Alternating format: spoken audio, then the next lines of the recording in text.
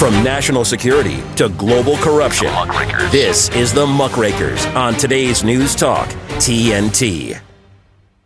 Well, hello, and a very warm welcome back to the Muckrakers with me, Andrew Eborn. And here on the Muckrakers, we pledge to continue tackling the most pressing and controversial news issues of our time. Our mission is to provide more light and less heat in our unwavering quest to uncover the truth and to inform, educate, and entertain, all with dignity and respect. And I always emphasize it's vital we don't just ask the questions, but question the answers. And what I do on this program is try and get you the best of the best guests from around the world. And I'm joined today, not just by Basil Valentine, but the wonderful Errol Musk. How are you, Errol?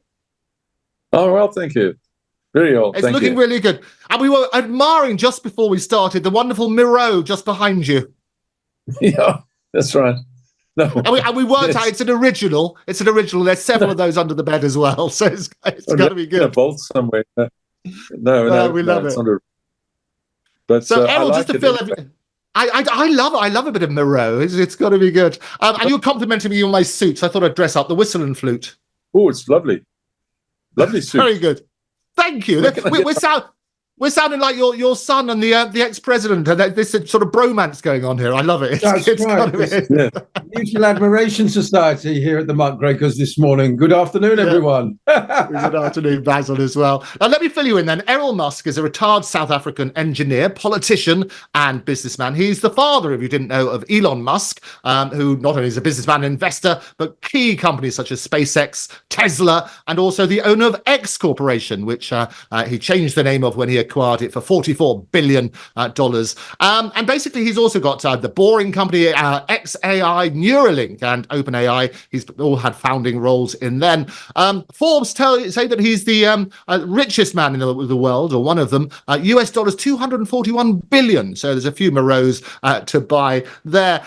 Errol, it's an absolute pleasure to have you on the program. And I understand you're very happy to talk about your son. You have, in fact, a very successful family. You've got 7 children in all, haven't you? Yes, I have. And I'm very happy to talk about them. And, why not? Why not? It's one, and everybody, I know when... Yeah, I know when my family talk about me, I'm always a little bit want to make sure they doesn't get out of context or anything like that. Do you get given any rules and regulations when you talk to people?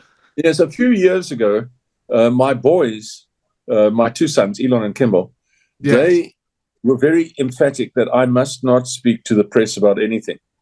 And so they sent me many, many messages, don't speak to the media about anything. And and I said, well, why not? And they said, well, obviously, I suppose, or even though I was that age, I hadn't realized how much the media could sort of change what you say, and into something that not what you said, or So they were emphatic, but in recent times, no, it's not such a big problem anymore. They're afraid you're going to say something that's going to. Well, I think you're right, and I think you're absolutely right, Errol. And so, if you have a position where you're doing live television, and we make sure you have all of the opportunities. What I love about doing the Muckrakers is exactly that. It's live, it's unedited. We make sure that all of our guests say exactly what they want to say, so it's not taken out of context. And that's the thing, because we're living, aren't we, in a very diseased information age. And when you combine it with the different means that we now have of communicating, it becomes quite a sort of toxic environment, doesn't it? Yes, it does. I mean, you can't say things that are common sense because somebody will say they don't like it, or you've infringed on their area of comfort or something like that. So it's silly, actually, And yet certain other nations can say whatever they like. But in the West, in the pure West, you have to be sort of squeaky, clean about anything you might say in terms of hurting anyone's feelings or some silly thing like that. I agree. I don't want to hurt anyone's feelings. But sometimes you have to call a spade a spade. No, you're absolutely right, and I think you famously said 50% of our life is politics. And you yourself, you got involved very early. I seem to remember, city councillor at the age of 23 in Pretoria. And I think you were the only one who spoke English. Is that right? Oh, I was the only English-speaking councillor. The last English-speaking councillor had been in 1948. And so it was quite an experience. And I wasn't welcomed onto the council. It was the capital city, of course, Pretoria. And I wasn't welcomed. I was treated as an uitlander, what they call a foreigner, even though I was born in Pretoria. It was just the way things were in those days between the two groups of, sort of white people in South Africa, the Dutch group and the English group. And they've never, ever really mixed up to this day. It's two groups that live in this country. Yeah, no, you're absolutely right. And you were very active in opposing apartheid. And I'm always fascinated. Aristotle, who I always, any opportunity to quote Aristotle is worthwhile. He said, show me a child, give me a child till the age of 7, and I'll show you the man. Yes. And it's very interesting looking at the environment and the family values that you had bringing up Elon. What was his childhood like? Well, he experienced everything with us. I think the first time he went in a private aircraft, I've always had a private aircraft, starting with one that cost me £1,000. So let's not get run away with the idea. But in that one that cost me £1,000, I flew across the country with him as a 2-week-old child, and a baby. And so he was, and the other children were part of everything we did for those 7 years that you refer to, and longer, of course. And so they were always part of everything, I recall on one occasion it was very difficult to leave Elon, especially Elon, at home, and the children would battle to stop us from going out, their mother and I. And one evening we managed to skip out. I got out to the car, which I kept outside in the outside the building, and May went through the kitchen and so on. And finally we got in the car and we drove off to a dinner with the Austrian ambassador, which I lived in Pretoria, that's where all the embassies were. And so we had these sort of invitations. And we were halfway there, or more than halfway there, when a little chap stood up behind us in the back seat, and it was Elon. He said, "Hello," in his pajamas. And he said, big grin on his face, because he knew he'd really got us. And in his shorty pajamas. So I thought, well, what are we going to do? Because this was, so I drove onto the embassy, went to the door, we brought in, and it's very fancy sort of setup. And we entered the door, and I said to the ambassador's wife, or the ambassador, unfortunately, my child's in a car, and I don't know what to do. I'm going to have to take him home, and then I'll come back later. So the lady, the wife of the ambassador, said, no, bring him in. So glorious. They rustled up something to cover his shorty pajamas, a sort of pullover or something, and a jersey or something. And he joined us at the dinner table. And I would say he was then maybe 5 or 6. And he really thoroughly enjoyed being with us. He couldn't figure out why he shouldn't be doing this every day. I think he was the soul of the party. Yeah, so and what's wonderful? Yeah, well, I was going to say what's wonderful, Errol, is when you include children at that age, rather than saying be quiet and come back once you can earn a living, you turn around and all of a sudden it gives them that confidence, doesn't it? Well, yes, confidence is the thing. You giving your child confidence is the number one thing in life. You must give your child confidence. So even if the child does a silly, well, I wouldn't say that, you shouldn't say that. I mean, if they make a mark on a piece of paper, you should say, wow, that's a really, really good mark on a piece of paper. If they're little, they're tiny. And they gain confidence from that. And then the next time they'll do more than a mark. And then you say, well, this is beautiful. I'm going to put this on my fridge or on my wall or something. Then the next time it's even better. And I've done that with all my children from the day they were born. And the result has been that at the end I have to actually remind them they can't do everything. I've got a 7-year-old son right now. He thinks he can do everything. He's quite convinced he can do everything. He's joined TikTok on his own. He's 7 years. He's got an iPad. He's joined TikTok on his own. He's changed my YouTube name to his name. He's computer literate at 7 years of age. I mean, and that's as a result of, sort of continually encouraging him and not putting him down. and of course, sometimes you have to be strict on your children, and I have to do that too. But having them understand why you are strict with them, I think is important. Anyway, you make an interesting point. I just want to jump in quickly. Yeah, go for it, Basil. Yes. Well, the other advantage for children of joining adults at the dinner table is that they listen to more intelligent conversation, hopefully, as well, about culture and politics and all the rest of it. And there's no reason why you can't understand those things at a very young age. I mean, I was fascinated in politics from about the age of 5. You think, right, here I am on this planet. What's actually going on? Why, who's really pulling all the strings? No. What's it all about? No, you sound exactly like Elon. Right. Yeah, exactly. Well, and I think that's good for all children. And people say that, educational standards later in life are very much affected by the quality of conversation amongst their parents. Yes. You raised interesting, what you said earlier, you sound like Elon. I remember Elon at about the age of 3 when we drove, I don't know if you know, but the area between Johannesburg and Pretoria, but it goes up to a sort of... I do. I've been there, yeah. And at the ridge, you can sort of see Pretoria behind you. You can see the skyline of Johannesburg in front of you. And I think he was about 3 when we were driving along.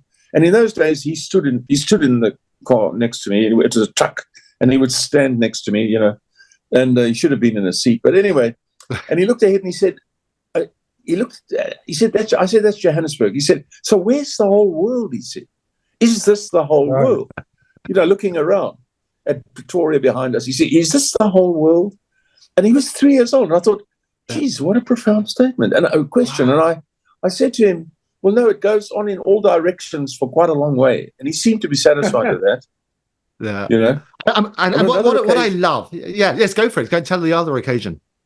On another occasion, I was invited to a dinner, what they call the sort of a high power dinner, with the head of the South African Steel Corporation and another, and the head of the major newspaper, the Sunday Times and everything, the editor and so on. And we were invited to this dinner, and I said to them, look, Elon grew up with me after May and I separated, you see, and he was about 8 years of age, and 8 or 9, and I said, I'm afraid I've got my son. It was a weeknight, and I said, I've got my son, and I have to, I can't just leave him at home. And they said, no, please bring him, you see. So I dressed him up in his school uniform, and I put on a suit, of course. I went to this dinner, and it was very, very, upper echelon sort of fancy everything. And this big round table, and all these very, very beautiful women in their long dresses and everything, and the men, in their tuxedos or whatever. Before we went, Elon had this thing. He doesn't like vegetables. So I said to him on the way, I said, look, if they give you vegetables, don't say no, because you keep saying no to everything. They don't know what to do. Just say thank you, and then they'll put it down, you see. So they just say thank you. Just say yes, thank you. Anyway, we get in, and this woman actually had one of these things of those days, which was a Dutch trolley or something, where she catered for us herself, which was like, instead of having servants do it, she was like dishing up for us all. And she dished up with Elon. And then while we were having a very lively conversation with man, woman, he was sitting a couple of places away from me. I had 2 women beside me.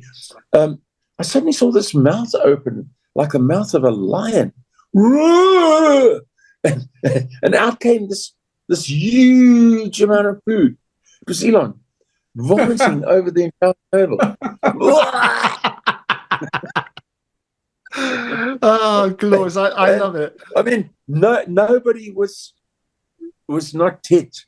And right.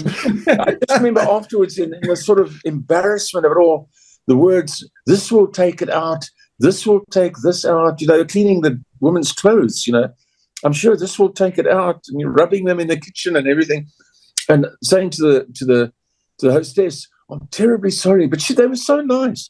And right. These people, it seems to me the higher up you are, the nicer you are somehow. They were so nice to him. And then he had enough food to redo everything. And this time he got no vegetables. Of course, I said to him, why did you?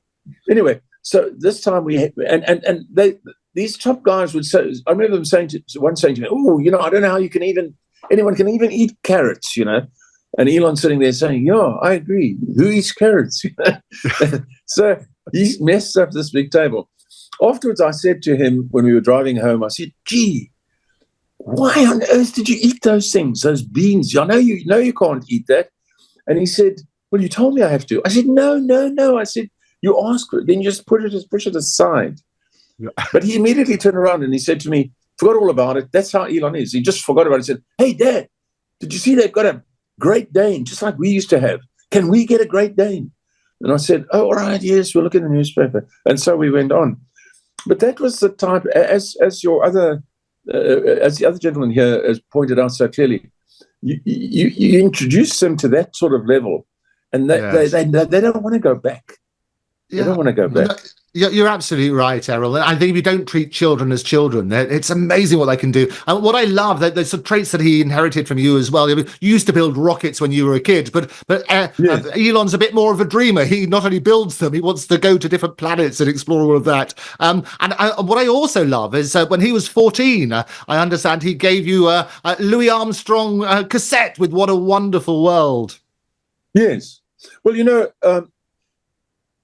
people have asked me, what is Elon like as a person? And I would say very, very innocent, curious, not the sort of person who would butt in a conversation, more likely to listen to a conversation, and so forth. And in an early age, he displayed enormous talent with programming. And so I bought him the first IBM personal computer that came out when he was about 11. And it costs almost as much as a motor car, or as much as a motor car. So anyway, to give people an idea of how he thought, I suppose, I came back. I used to travel a lot in those days as an engineer, and I'd come back from a Siemens trip in Germany, and I came back and I was presented. It was my birthday, and Elon presented me with a tape, a test cassette, and he said, "You must listen to this. Please listen to this, Dad." This type of thing. Please, Dad, listen to this. We put it on, and it was Louis Armstrong, first time I ever heard it, singing What a Wonderful World. And Elon sat there, staring into space as he does, almost absent-mindedly. And then, we listened to this quite beautiful song, really, So I remember when you see someone, you say, I do, but what you're really saying is, I love you, Right. You say, hello, how do you do? But what you're really saying is, I love you. And I remember Elon just being absolutely fascinated by this. And when it was finished, he said, what do you think? Isn't that beautiful, Dad? Isn't that wonderful? So that is really a very clear indication of how Elon thinks. And even today, when he says he wants free speech, he means free speech. Yes. Free speech to say the right things and to do the right things.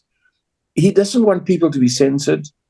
His approach is just purely good. That's what I would say. Yeah.